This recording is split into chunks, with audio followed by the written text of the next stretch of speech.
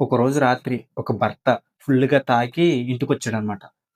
ఇంటికొచ్చిన తర్వాత ఇంటికాడ కొన్ని వస్తువుల్ని పగలగొట్టి అక్కడే వాంతులు చేసుకొని నేల మీద పడిపోయాడు. ఇదంతా గమనించిన భార్య సైలెంట్‌గా ఆయనకి సాయం చేసి అక్కడ శుభ్రం క్లీన్ చేసి ఆయన్ని తీసుకెళ్ళి బెడ్ మీద పడుకోబెట్టింది. నెక్స్ట్ డే మార్నింగ్ తను తన వైఫ్ తన మీద కోపంగా అరుస్తది అని చెప్పి అనుకుని ఊహించి లెగిస్తాడు. లెగిసేసరికి అంతా ప్రశాంతంగా ఉంటది.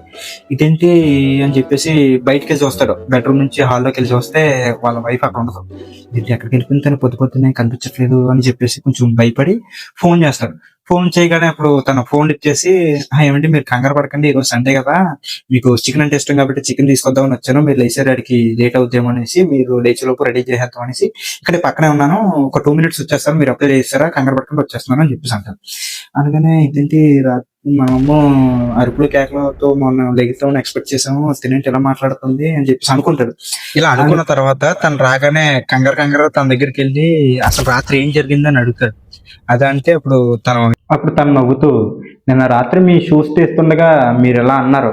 ఓ అమ్మాయి నన్ను ఒంటరిగా వదిలేయి. నాకు ఆల్రెడీ పెళ్లయింది అని.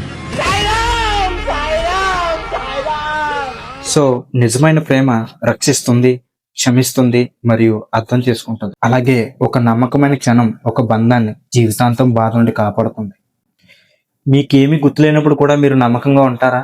అవునా కాదన్నది కింద కామెంట్ చేసి చెప్పండి. ఈ ట్రిక్‌ని మీరు ట్రై చేయకండి, దొరికిపోతారు. లైక్ చేయండి, షేర్ చేయండి. మరిన్ని వీడియోస్ కోసం మన పేజ్‌ని ఫాలో చేయడం మాత్రం మర్చిపోకండి. Thank you for watching.